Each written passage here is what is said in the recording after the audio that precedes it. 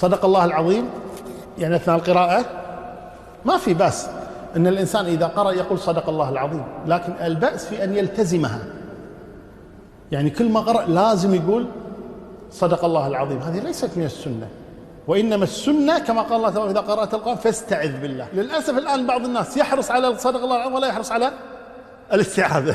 الاستعاذة التي أمر الله بها لا يحرص عليها، وصدق الله العظيم التي لم يأمر الله بها يحرص عليها، وهذا من الخطأ. لكن لو قالها الإنسان مرة أو مرتين كذا، لكن التزامها ليس من السنة. النبي صلى الله عليه وسلم ما نقل عنه أنه كان إذا قرأ يقول صدق الله العظيم، ولا نقل عن الصحابة رضي الله عنهم أنه كانوا يقولون صدق الله العظيم.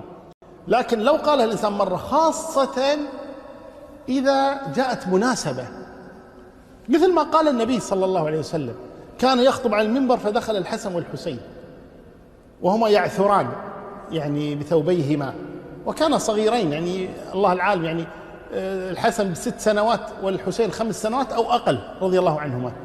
فالنبي لما رآهما لم يتحمل، نزل على المنبر من المنبر ثم حملهما وصعد بهما على المنبر وقال صدق الله، إنما أموالكم وأولادكم فتنة.